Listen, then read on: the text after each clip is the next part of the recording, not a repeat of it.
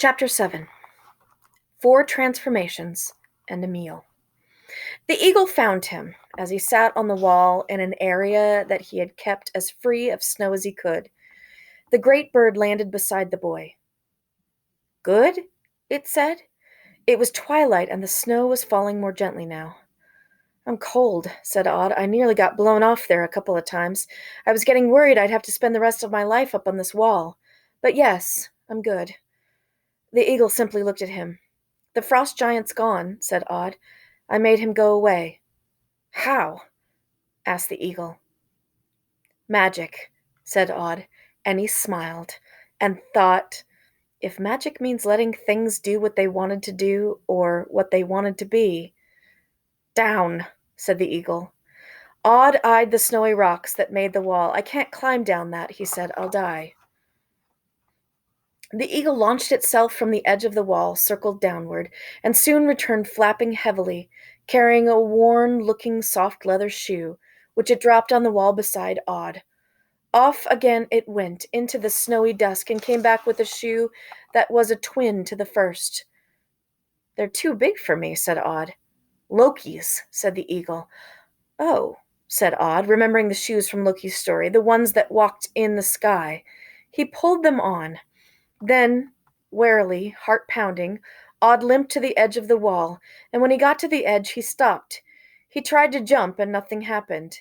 He didn't move a muscle. "Oh, come on," he told his feet. His good one, and this one that was broken and twisted, the one that hurt all the time. "You've got magical flying shoes on. Just walk out into the air, and you'll be fine."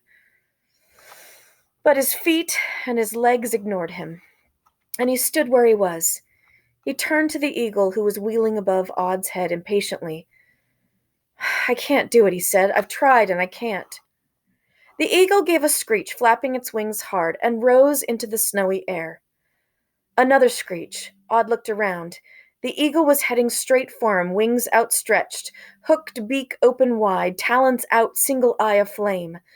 Odd took an involuntary step backwards, and the eagle's claws missed him by less than the width of a feather. "What was that for?" he shouted after the bird. And then he looked down and saw the ground that wasn't under his feet. He was a very long way up, standing unsupported on the air. "Oh," said Odd.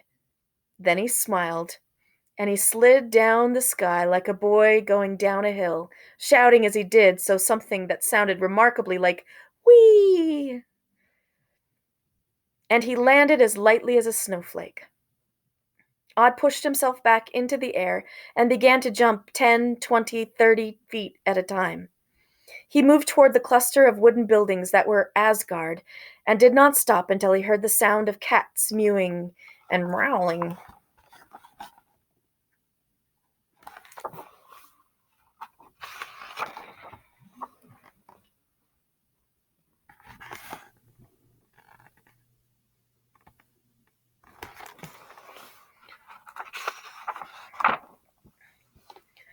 The goddess Freya was nowhere near as scary as Odd had imagined from the frost giant's description. True, she was beautiful, and her hair was golden, and her eyes were the blue of the summer sky, but it was her smile that Odd warmed to, amused and gentle and forgiving. It was safe, that smile, and he told her everything, or almost. When she understood who the 3 animals really were, her smile became wider. "Well, well, well," she said. And then she said, "Boys?" And they were in the great mead hall now. It was empty, and no fire burned in the hearth. The goddess reached out her right arm. The eagle, which had been sitting on the ornately carved back of the highest chair, flapped over and landed awkwardly on her wrist. Its talons gripped her pale flesh so hard that crimson beads of blood welled up. Yet she did not appear to notice this, or to be in any visible discomfort. She scratched the back of the bird's neck with her fingernail, and it preened against her. "Odin, All-Father," she said, "wisest of the Aesir, one-eyed battle god, you who drank from the wisdom from Mirmir's well, return to us." And then with her left hand she began to reshape the bird, to push at it, to change it. A tall, gray-bearded man with a cruel, wise face stood before them. He was naked, something he seemed scarcely to notice. He walked over to the tall chair, picked up a large gray cloak and an ancient floppy-brimmed hat, which Odd could have sworn had not been there the last time he looked, and put them on. I was far away, he told Freya absently, and getting farther away with every moment that passed. Good job. But Freya had already put her attention on the bear, and was kneading at it with both hands, pushing and shaping like a mother bear licking her cubs into shape. Beneath her fair hands the bear changed. He was red-bearded and covered in hair, and his upper arms looked as knotted and as powerful as ancient trees. He was the biggest man, who was not a giant, that Odd had ever seen. He looked friendly and winked at Odd, which made the boy feel strangely proud.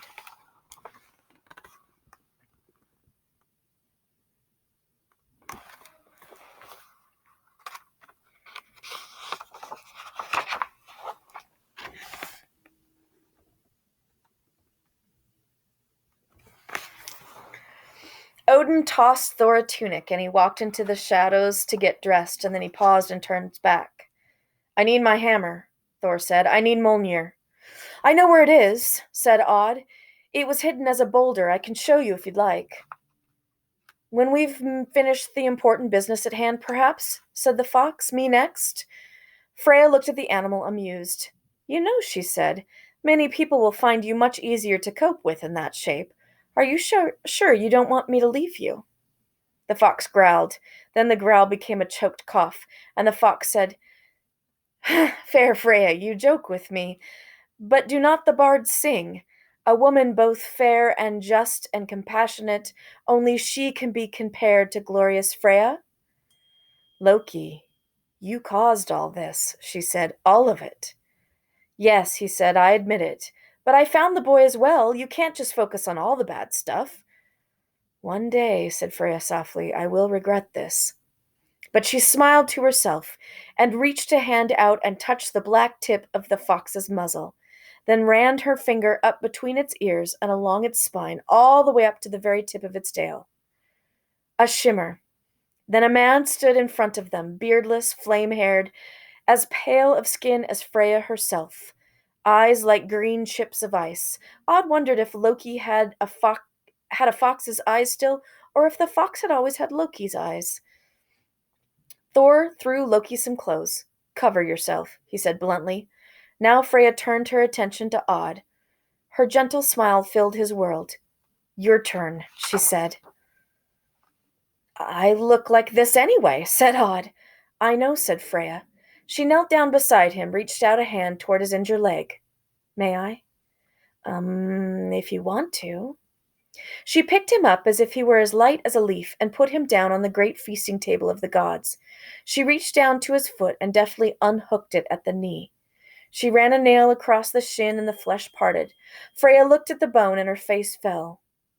It was crushed, she said. So much that not even I can repair it. Then she said, but I can help. She pushed her hand into the inside of Odd's leg, kneading the smashed bones, pulling together the fragments from inside the leg, smoothing them together. Then she opened the flesh of the foot and repeated the same operation, putting the pieces of the foot bone and toe bone back where they were meant to be. And then she encased the skeletal leg and foot in flesh once more, sealed it up, and the goddess Freya attached Odd's leg to Odd, and it was as if it had always been there. Sorry, she said. I did the best I could. It's better, but it's not right yet.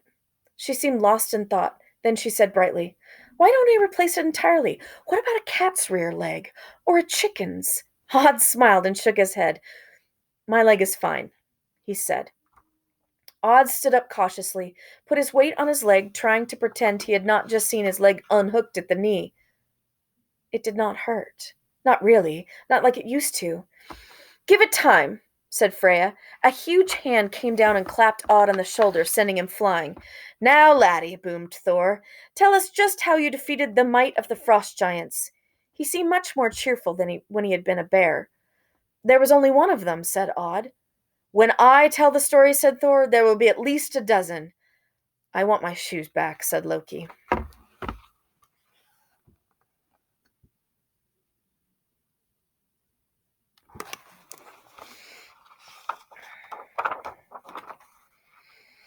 There was a feast that night in the great mead hall of the gods. Odin sat at the end of the table in the magnificent carved chair, saying almost as little as he had when he was an eagle.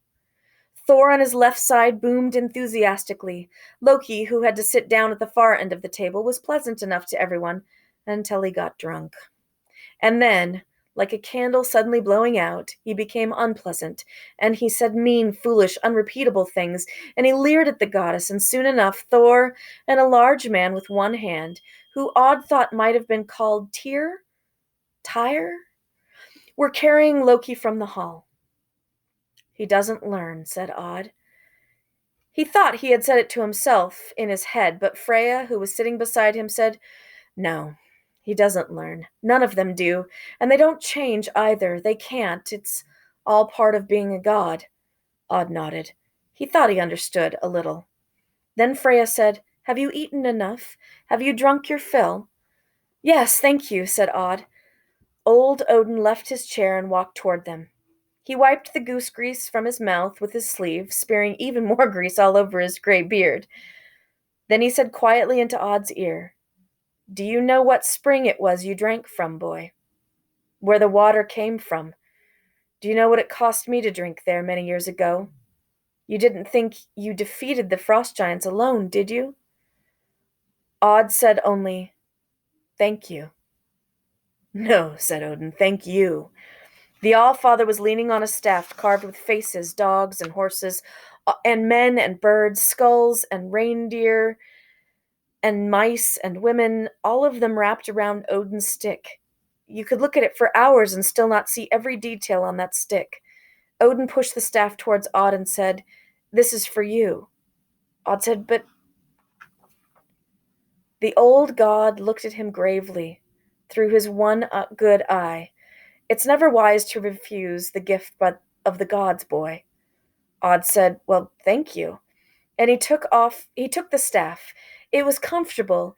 It felt as though he could walk a long way, as long as he was leaning on that staff.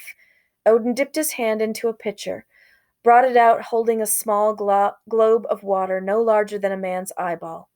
He placed the water ball in front of a candle flame. Look into this, he said. Odd looked into the ball of water, and his world became a rainbow, and then it went dark. When he opened his eyes, he was home.